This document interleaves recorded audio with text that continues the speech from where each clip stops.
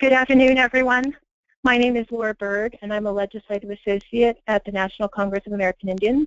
I will be your moderator for today's webinar on employer mandate reporting requirements under the Affordable Care Act. Our speaker today is Elliot Milholland. Mr. Milholland is a partner at the Hobbs, Strauss, Dean & Walker law firm in Washington, D.C. This webinar is brought to you through the National Indian Outreach and Education Initiative, also known as NEHO, a partnership between NCAI, NIHD, and the Indian Health Service. This webinar is for informational purposes only and should not be construed as legal advice to participants. Tribalhealthcare.org is on Facebook and Twitter, so please friend or follow us. At the end of the presentation, you will have the opportunity to ask questions. If we do not know the answer to your questions or if we run out of time, we will schedule a follow-up webinar in a Q&A format. We do plan on offering additional information reporting sessions in the coming months. So at this time, I'd like to go ahead and turn it over to Sarah Petrolsky with NCAI, who will explain the technical aspects of the GoToWebinar system and explain how to ask questions. Sarah? Thank you, Laura. Greetings, everyone, and thank you for joining us today. I want to take us through a little bit of housekeeping here. So what you see on the slide before you is the GoToWebinar attendee interface, which is made up of two parts. You have the viewer window, which is on the left, which allows you to see everything that we as presenters will be sharing on the screen, and the control panel, which is on the right. And within this control panel is how you can participate in today's events. So we're going to go ahead and look at that. So by clicking the orange arrow, this is how you can open and close your control panel if you would like to hide the view of it. From the View menu, you can also set the control panel not to auto-hide when inactive if you prefer to keep it always open. The audio pane provides audio information. If we have, which we have currently muted everyone for the call, and later on, once we discuss how to participate and raise your hand, we can individually unmute you as participants. So number 6, this is the audio setup, and you can select to use either your computer speaker or headset devices. You can also dial in using a telephone, and the dial-in information will be displayed, including an audio pin, which is unique to you. So please, if you call in today, you'll need to use that unique audio pin. As Laura mentioned, at the end of the presentation, we will have a Q&A session and try to answer as many questions as possible. So there are several ways to participate. This function here is where you will be able to raise your hand, and then we can click on you as a participant and unmute your line for questions. You can also use the chat box to submit your questions to us, which we will read aloud. We will have an email out to everyone with a link from today's session to the recording, and that will be available on our YouTube site. So stay tuned afterwards for our continued information. And with that, please feel free to submit any further questions through the chat box if you're having any technical difficulties. I will go ahead and turn it to Elliot. Thank you.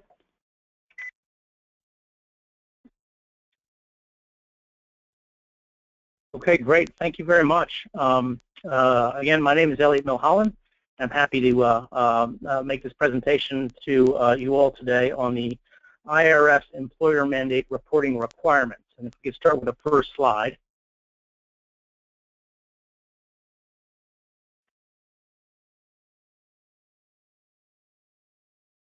So just to review, we thought we'd include a couple of slides just at the outset to review the employer mandate, the employer shared responsibility mandate requirements generally. So beginning in 2015, an applicable large employer, which is any employer with over 50 full-time equivalent employees, is responsible for providing an offer of qualifying coverage to all of its employees. There is transition relief in 2015 for employers who have between 50 and 99 full-time equivalent employees who do not have to make an offer of coverage in the 2015 calendar year. That is only a one-year transition relief after 2015 and in 2016 and beyond. That rule will go to will default back to the original 50 full-time employees. Large employers who do not make an offer of qualifying coverage to all of their employees and their dependents, and if one of those employees obtains a premium tax credit on the health insurance exchanges, you can be liable for the applicable large employer shared responsibility penalty payment, which is a tax penalty. Next slide, please.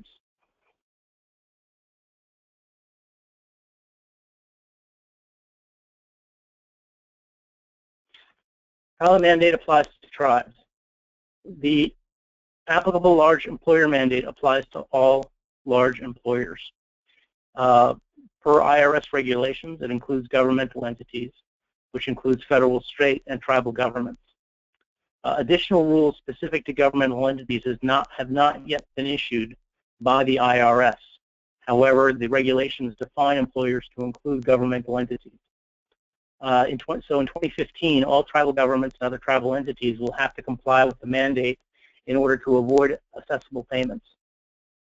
This applies to all aspects of tribal, any tribal employer. It can be, and it is not limited to more commercial like enterprises that tribes operate, such as Section 17 corporations, casino operations, or forestry, other kind of development operations. It also applies to tribal governmental entities, such as the tribal headquarters or the executive branch. Next slide, please.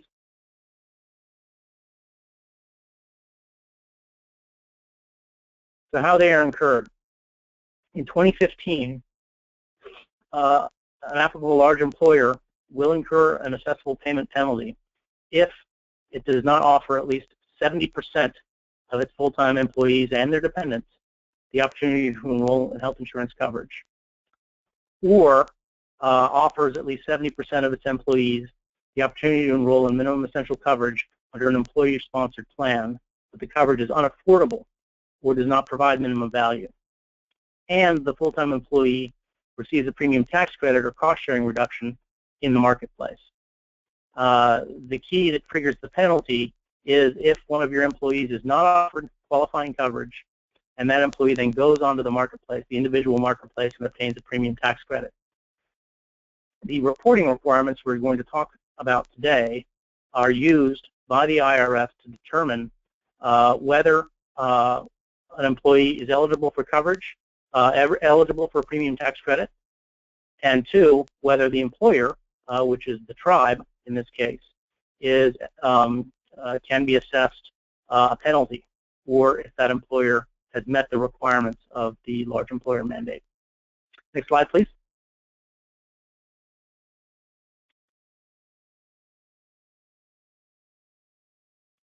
There are two sets of forms that the IRS has prepared to assist in and that are required to be filed for both employers and provided to employees. And they differ based on whether you are an employer providing an insurance product offer of coverage to your employees, or whether you have a self-insured plan. Forms 1094C and 1095C are required for all employers. 1094C is the transmittal form that you use to provide a report back to the IRS. And we'll get into much more detail about these as we go through the slides. On the number of employees you have provided an offer of coverage to, what types of coverage you have offered, whether or not you qualify for any of the forms of transition relief for the 2015 calendar year, And 1095-C is the form that you must provide to all of your employees. Employers who who self-insure, who have a self-insured plan, if they are providing self-insurance plans to their employees, and they are an applicable large employer, meaning that they have over 100 employees for the 2015 year, and they offer self-insurance, are allowed to use Form 1094-C and 1095-C in reporting. The IRS implemented this requirement in order to ease reporting requirements, because an employer who has a self-insured plan is required to meet two separate reporting requirements. The first is its obligations as an employer to provide information reporting on the coverage it offers to its employees. And the second is its obligation as the administrator of a plan to also provide reporting requirements to the IRS. In order to ease that burden, the IRS has implemented the rules in a manner that allows employers that offer self-insured plans to use the same two forms. Self-insured plans, to the extent that a tribe offers a self-insured plan, for example, has to an entity that has fewer than 50 employees, or fewer than 100 for the 2015 transition year, so that they are not required to offer them coverage, will still be required to report on that coverage as a provider of a self-insured plan. And in that case, and I'll talk about that in a little bit more detail, self-insured plans can use forms 1094-B and 1095-B. Next slide, please.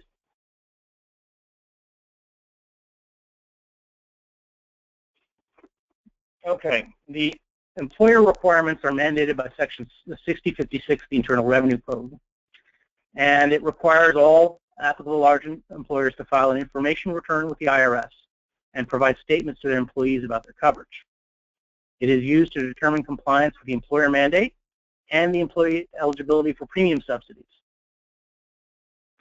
As you will see, that the forms require that you report for each one of your full-time employees whether or not you've made them a qualifying offer of coverage. And if you have, then that employee is ineligible for premium subsidies on the exchanges. If you have not, that employee will be eligible for those premium subsidies on the exchanges, and you may be, as the employer, subject to shared responsibility payment. It is mandatory beginning in 2015, and again, it applies to governmental entities, including federally recognized tribes. Next slide, please.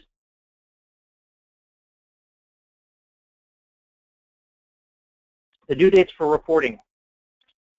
The information needs to be tracked in 2015. It is only due to the IRS and to the employee beginning in 2016. The forms must be provided to the employees by January 31st, 2016 for this 2015 reporting year. And the forms must be provided to the IRS by February 28th or March 31st if the filing electronically for the 2015 reporting year. Large employers who submit more than 250 statements or have more than 250 employees, full-time employees for whom they must report, must file electronically. Next slide, please.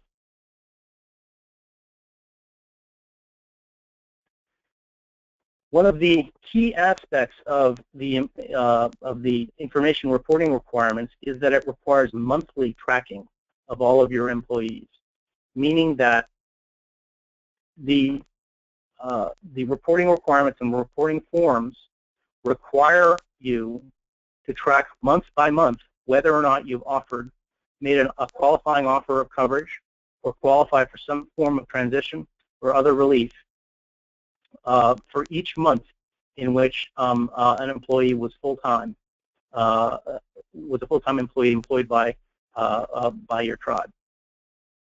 And that begins, so you will need to have tracked that information beginning January of 2015, month by month throughout the 2015 calendar year, in order to comply with those reporting requirements at the beginning of 2016. Next slide, please.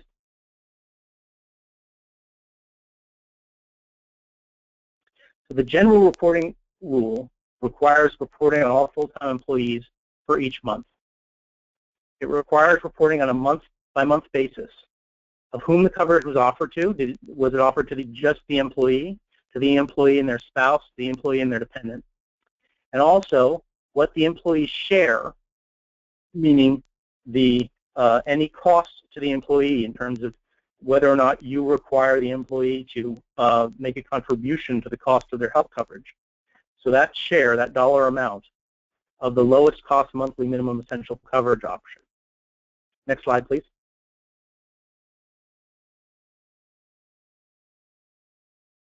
There are alternative reporting methods that can be used which ease the administrative burden of tracking employees on a month-to-month basis.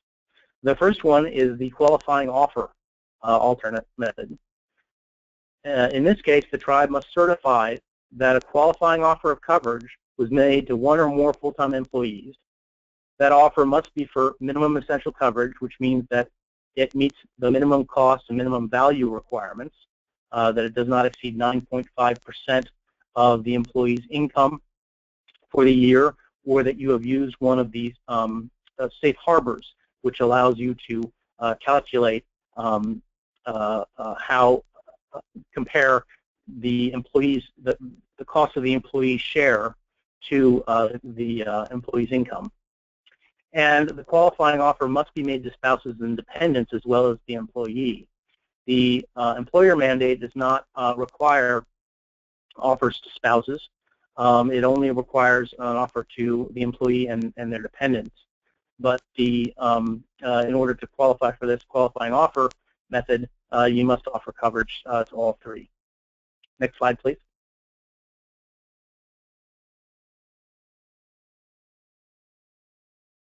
So it applies only for employees to which an offer of minimum essential coverage has been made for all 12 months. It allows us to try to do simplified reporting, including the employer-level data that simply indicates that you have made a qualifying offer of coverage for all 12 months to the required number of employees, and Form 1095-C that indicates that a qualifying offer of minimum essential coverage was made. You can simply provide a statement to the employee rather than a 1095-C as well that states to that employee that they may be eligible for a premium tax credit. Next slide, please.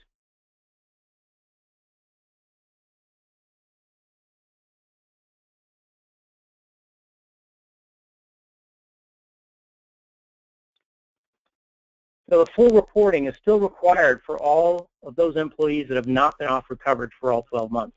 But for 2015 only, there's transition relief, which allows the employer not to provide full reporting for all employees that were not offered coverage for the 12 months if you certify that an offer of coverage was made to 95% of your full-time employees.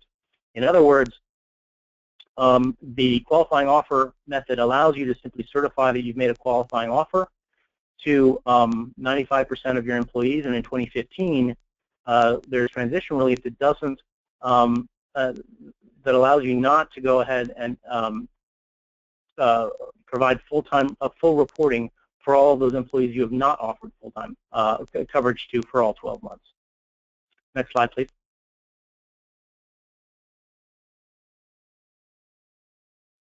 The second alternative reporting method is the 98% offer method. And with this one, the tribe is not required to track and report who is a full-time employee each month. In other words, you don't need to do month-to-month reporting for your employees if you can certify that you offered minimum essential coverage to at least 98% of your employees for the full 12 months of the year. Next slide.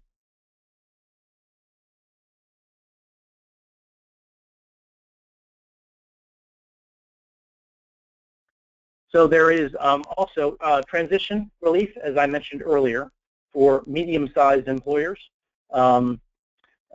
employers with between 50 and 99 employees are eligible for transition relief and will not be assessed penalties for failing to offer minimum essential coverage. So for those entities that have between 50 and 99 employees are eligible for transition relief. However, they must still report. So even though you qualify for transition relief, you must still file the reporting requirements and certify that you meet the requirements for transition relief, which include a maintenance of coverage requirement, that you haven't changed your coverage in any meaningful way or material way, that you have not reduced your workforce in order to get below the 100 employee threshold, and that you are taking steps in order to be able to comply with the employer mandate. Next slide, please.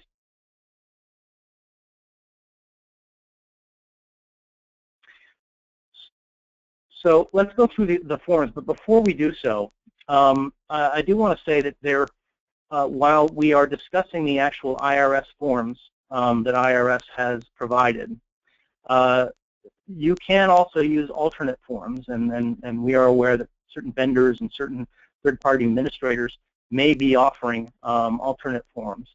And for the requirements for such forms, I would refer you to IRS publication 5223, which provides the certain minimum requirements. And those forms essentially have to provide the same information that is being provided in these forms, the 1095 and 1094Cs, but they can be packaged slightly differently. Okay, next slide. So this is Form 1095C. And Form 1095C is how you report for the name of the employee. In Part 1, you put the name of the employee, their address. In line 7 through 13, you indicate your applicable large employer member. And in Part 2 is the employee offering coverage. Whether or not you've made an offer of coverage for all 12 months, what the employee share is in line 15 of the lowest cost monthly premium for self-only minimum value coverage, and any safe harbor that you're using to calculate to determine whether your employee has met the minimum value requirements for insurance. For example, because a tribe as an employer may not know what the employee's total income is for the year, but they know the cost of the insurance or the cost of the employee's share, you can use an employee's annual income that based on the income they make for you, the employer, to determine whether or not the percentage of the cost exceeds the 9.5% threshold or not.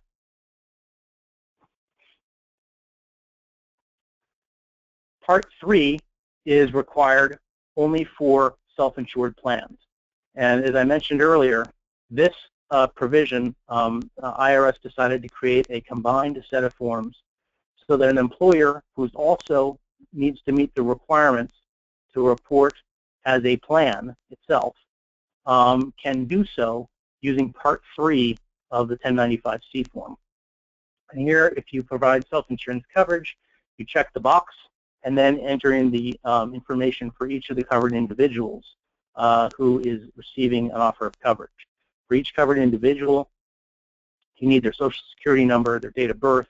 You can either check the box that says they're covered all 12 months, or you would check the box in terms that indicates which months of coverage you have offered, you've made an offer of coverage to them for.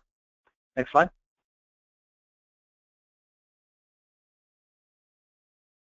And these are just the instructions for an employer offer of coverage. I would like to point out the if you see in Part 2 the employer offer of coverage, lines 14 to 16, at the upper right-hand side of your screen, that section indicates the codes that you use to indicate what type of coverage you have provided.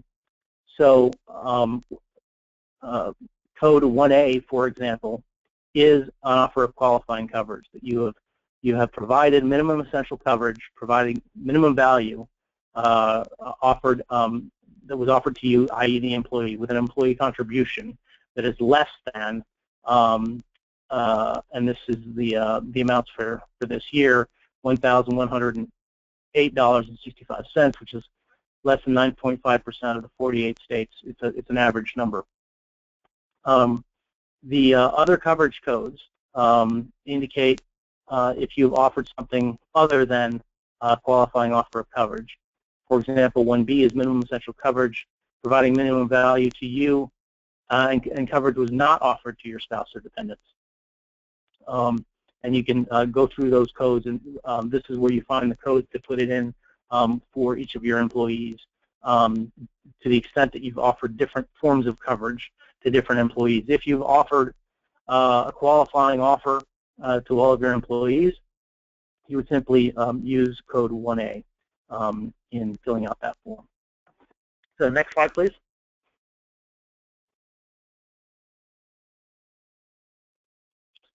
So the information required to fill out Form 1095-C. You are going to need to know who is a full-time employee for each month, the identifying information for each full-time employee, and you, the employer. The information about the health care coverage offered by month, the employee's share of the cost of the lowest cost self-only minimum value coverage, the month the employee was enrolled in coverage, the month the employee made an affordability safe harbor, and those are the safe harbors that I discussed earlier. There are several safe harbors that allow employers to certify that the employee's share of the coverage is less than the 9.5% cutoff. One of them, perhaps the one that may be the easiest to use, is the employee's W-2 safe harbor.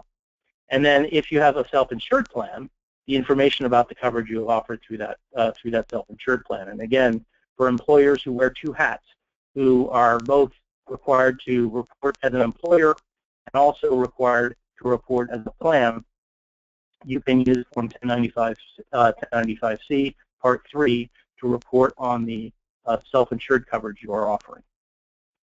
Okay, next slide, please.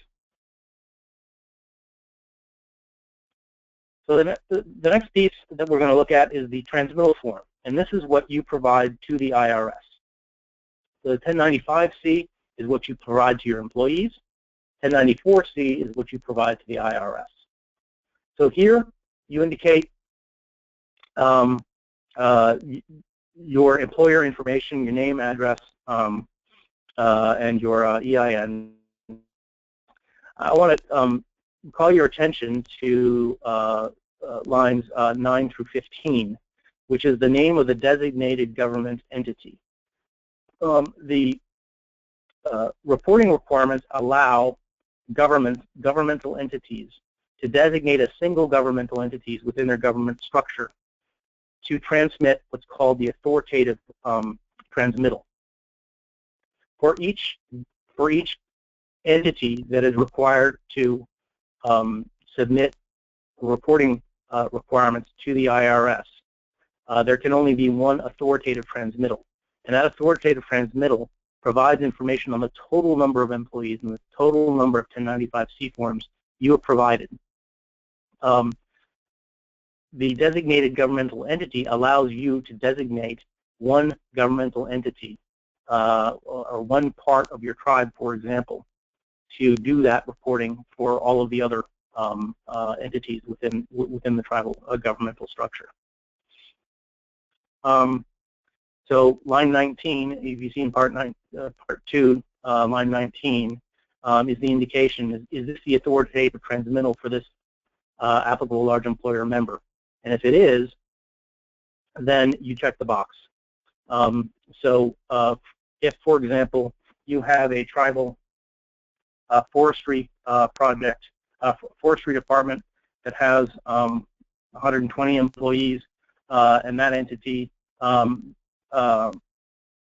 is reporting for its members, then you would check that box. That would be your authoritative transmittal for that entity. Line 21 asks whether you are a member of an aggregated ALE group. Now, what does that mean? Well, if you were, we have provided presentations on the topic of controlled groups before.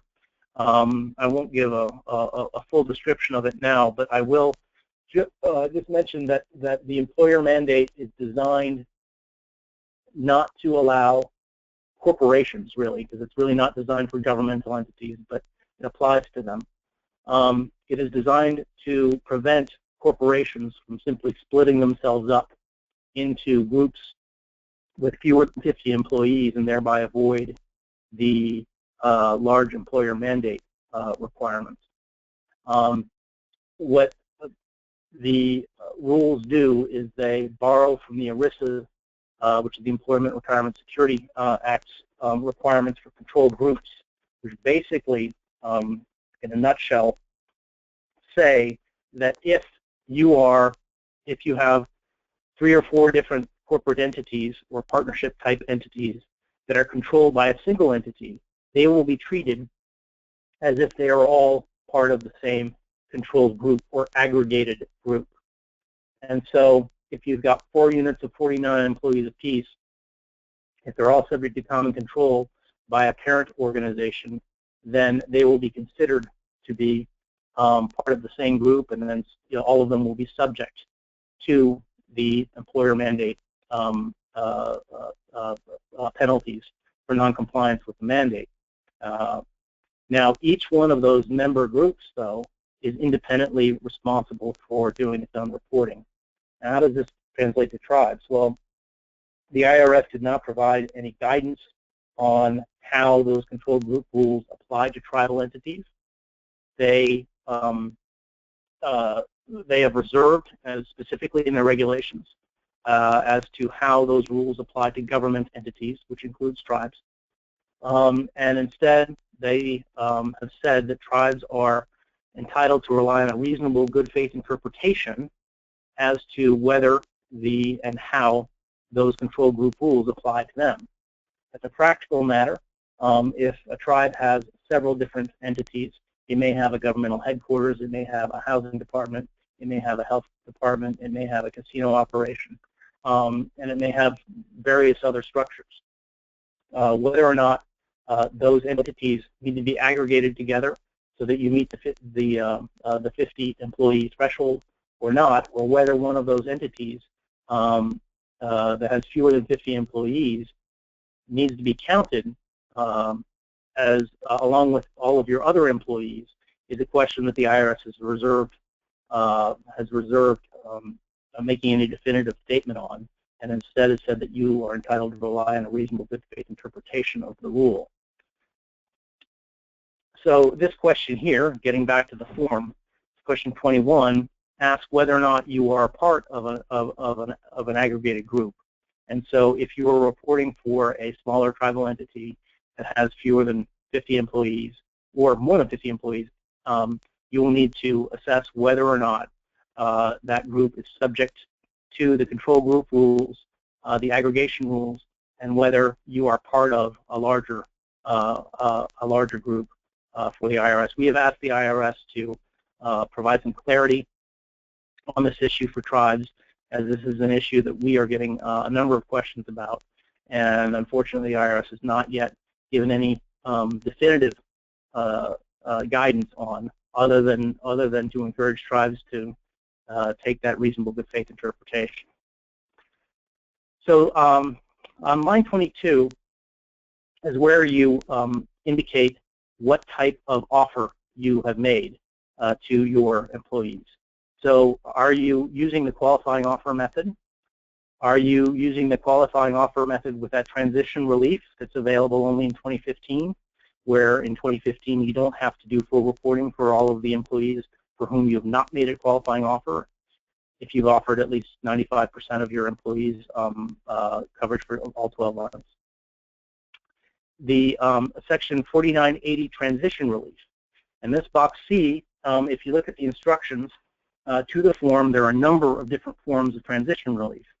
For example, if you qualify for transition relief because you have between 50 and 99 employees, you check this box. If you have more than 100 employees and may be subject to penalties, you can reduce the number of full-time employees you have by 80 and not 30, which is the general rule that kicks in determining your penalties. If you have made a qualifying offer of coverage in 2015 again, you only need to make a qualifying offer of coverage to 70% of your employees, not 95%, which is the general rule, and that begins in 2016. In 2015, you only need to make an offer to 70% of your employees. And there's also transition relief in 2015 that allows you not to make the offer to dependents if you are taking steps, good faith steps, in order to begin to make offers to dependents. And then box D is the 98% offer method, which we discussed earlier. There's a signature block, and then if you go to the next page,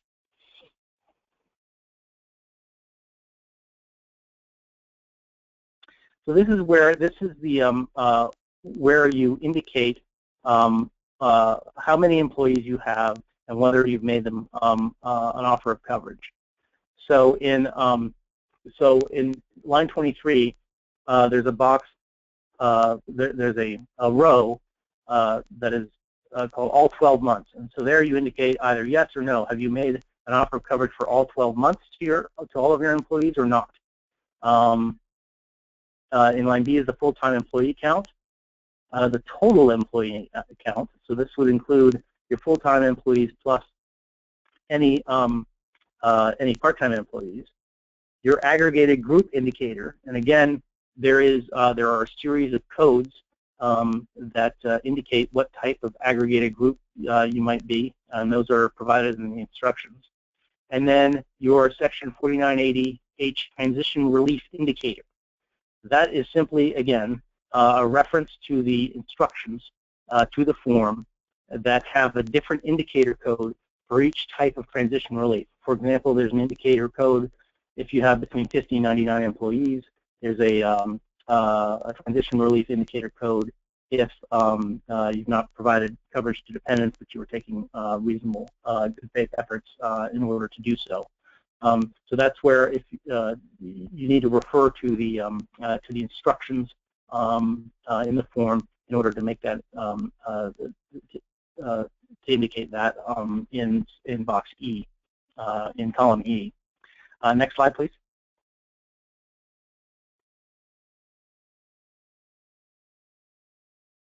So part 4 is used only if you are part of an aggregated group. So if you, again, getting back to these control group rules, if your entity and another entity are considered to be an aggregated group for whom the total number of employees will be counted. In other words, if you have one piece that has 100 employees and the other one has 20, they would be counted as both having a total of 120 employees. Who are the other aggregated members of the group? And this is where you would indicate that. Next slide. So again, to review, the types of information you would need for Form 1094C are the identifying information for the tribe, whether or not you are a designated entity, information about whether you have offered coverage to at least 70% of your full-time employees, and again, that'll be 95% after 2015. The total number of 1095C forms that you issued to employees, information about those aggregated or control group members, your total full-time employee counts by month, the total employee counts by month, and any transition relief that you're claiming. Okay, next slide. All right, so for self-insured plans, as we discussed earlier, many tribes offer self-insured plans, and the way that the Affordable Care Act was designed is it imposes independent reporting requirements on employers on the one hand, and on the plans themselves. So these are the same reporting requirements that apply to insurance plans, like Blue Cross or Aetna or any insurance plan, but they also apply to self-insured plans. So in order to ease that reporting burden, the IRS combined the two forms and allow you in Part 3 of Form 1095-C to report on the offers of coverage you have made to your employees through a self-insured plan. Now, to the extent that a tribe is offering a self-insured plan to somebody who's not an employee, or to put it more precisely in the context of tribal governments, to the extent you have a tribal entity that is not subject to the applicable large employer rule, but for whom you still provide self-insured coverage, you will need to provide information reporting through using these other forms. So next slide, please.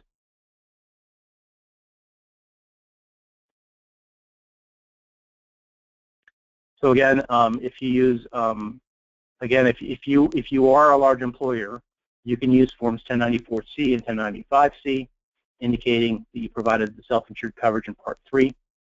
And those self-insured plans that do not qualify as an employer must report using forms 1094-B and 1095-B, regardless of the number of individuals covered.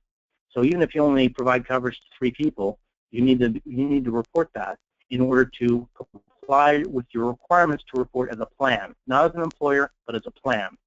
And this requirement applies to controlled groups. Go to the next slide, please. So this is the transmittal. This is the transmittal that you use to transmit to the IRS, and it just provides your information and the total number of 1095-B forms that you've transmitted. Next slide. And this is the provision of health coverage form, which is what is provided to those individuals you are providing coverage to. So the responsible individual is the individual who's receiving coverage. The employer-sponsored coverage, if you are providing coverage as an employer, or issuer or other coverage provider, if it's not being provided as an employer. And then in Part 4 is the actual covered individuals who are receiving an offer of coverage. Again, this is very much like the 1095-C form in that it allows you to check the box for an offer of coverage for all 12 months, or if you didn't offer coverage for all 12 months, indicate which months you've offered that coverage. Next slide.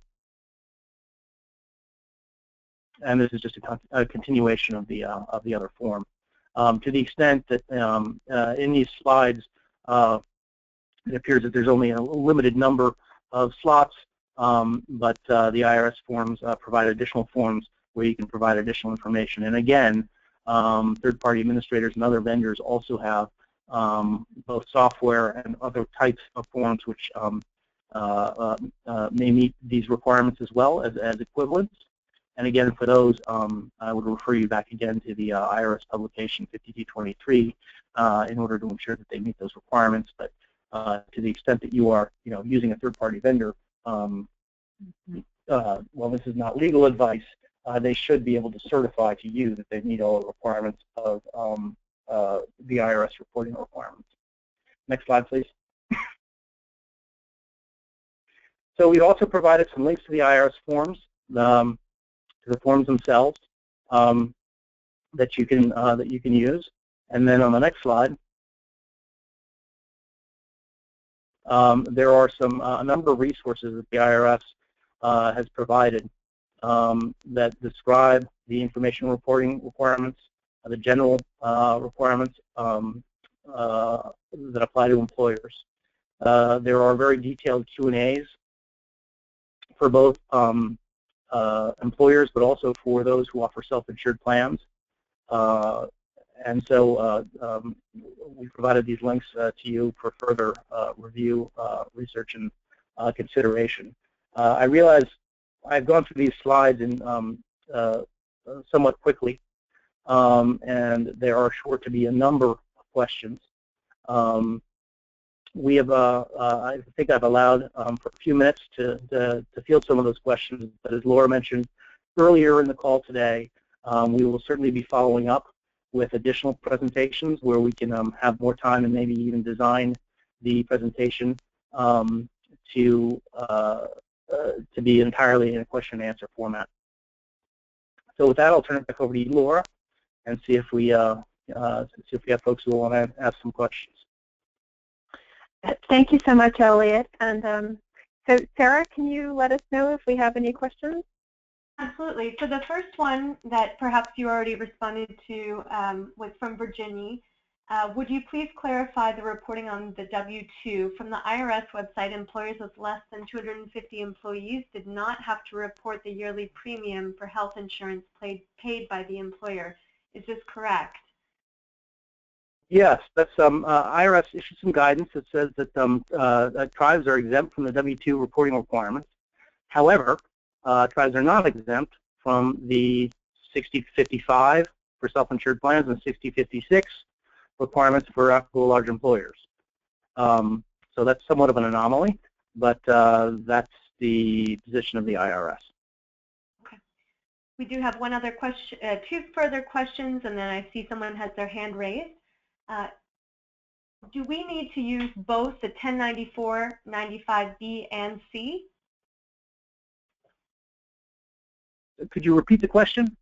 The question is, do we need to use both 1094, 95B, and C? This is from Anna. Oh, B and C. Well, no. If you are, the 1094C is used for anybody who's an employer. So if you, for example, if you don't offer self-insurance, you would just use the 1094 and 1095Cs, and you would not use the 1095s. The overlap, the potential overlap, and also the 1094Cs, even if you do offer a self-insured plan, Part 3 of 1095C allows you to offer insurance to report on if you are a self-insured plan. So if you are an employer providing self-insured coverage, you use Part 3 of 1095C. The Ds are only used if you provide self-insurance to somebody who's not subject to the excuse me, let me rephrase that. The 1094B and 1095B is used only to the extent that you are providing self-insurance to individuals, to entities who are exempt from your having to make them an offer of coverage. If, for example, you have a group of individuals who have fewer than 50 employees or fewer than 100 in the 2015 transition year.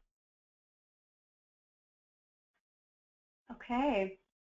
There's another question that is, wouldn't it be much easier to just pay the fine than work with a local insurance broker to make sure employees got individual coverage on the exchange or Medicaid as appropriate?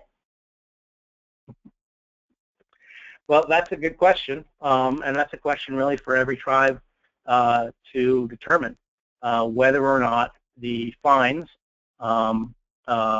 justify the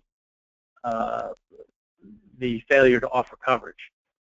If you do not offer coverage to an employee, that employee would qualify for a premium tax credit on the exchanges.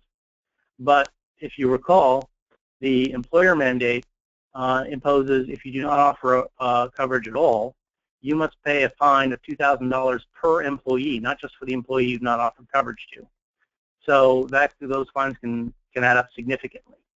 In addition, there are separate reporting requirements, separate fines for not complying with these reporting requirements. And I think I understood the question to be about making the offer of coverage to begin with.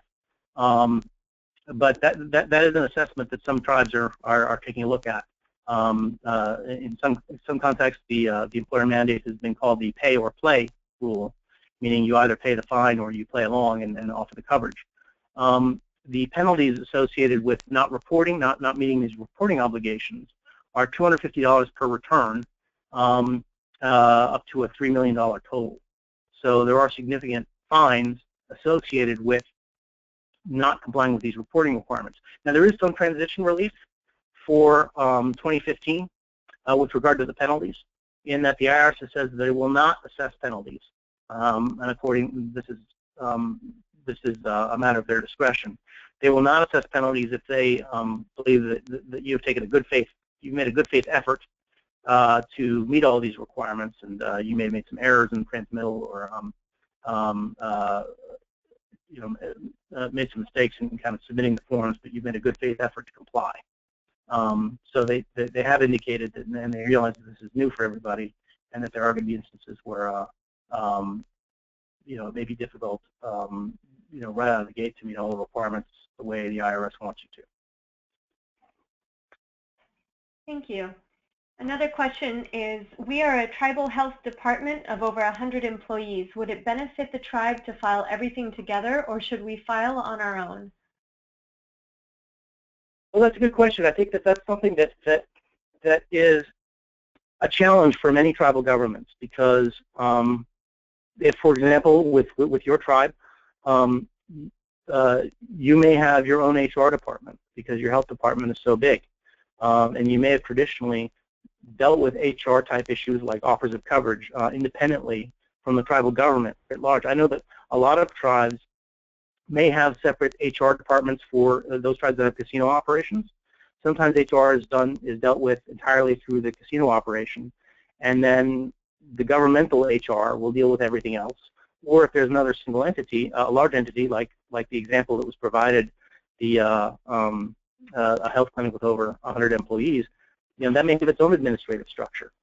And so the rules allow you to designate, to report yourself, but you could also do so as a tribe as well.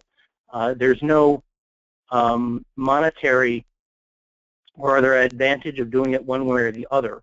And I think one of the challenges of the employer mandate and its reporting requirements is that it was written for companies, and it really wasn't written with tribal governments in mind.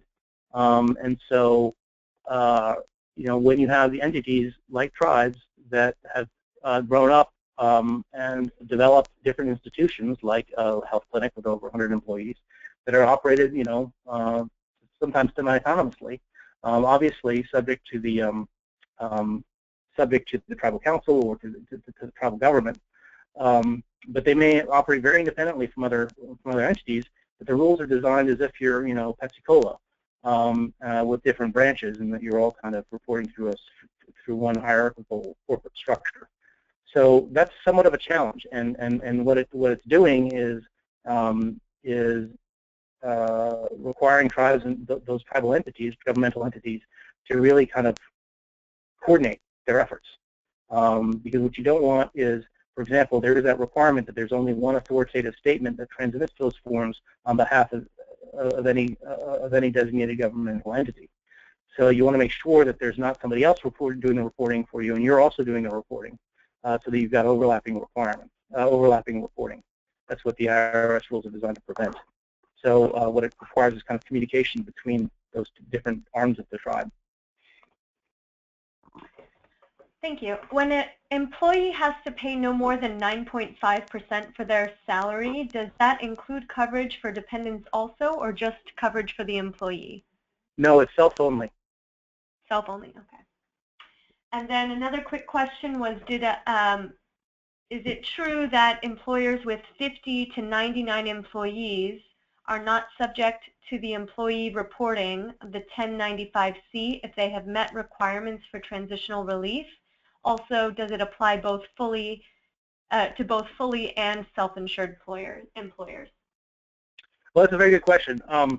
You are not, if you meet that transition relief, you will not be assessed a penalty for not offering coverage, just for 2015. But you do still have to report. So you have to report, and then in your reporting, you have to indicate that you are qualifying for that transition relief, and that you have between 50 and 99 employees. So those reporting requirements do apply for the 2015 year. even though the penalties for not offering the coverage will not. Okay. There's also just another quick question, a clarification of what qualifies as a self-insured plan. Well, a self-insured plan is generally a plan whereby the tribe itself, say, just to use tribes as an example, I mean, because these are not limited to tribes, of course, companies can do this and do this, where the tribe essentially provides the insurance product itself. In other words, if somebody gets sick, the tribe pays directly. Now, tribes may use a third-party administrator to administer those claims, where they may hire an insurance company, and for the employee or the tribal member, for that matter, it looks like insurance, but it's actually the tribe that is promising to make payments in the event that there's a medical claim offered. And it's distinguished from employer insurance, where an employer, a tribe as an employer, goes out and buys an insurance plan, an insurance coverage plan for its employees from an insurance company like a Blue Cross or a Kaiser or Aetna. And there the tribe pays premiums for each of its employees, but it's the insurance company that pays, that makes the payments to cover any medical claims made.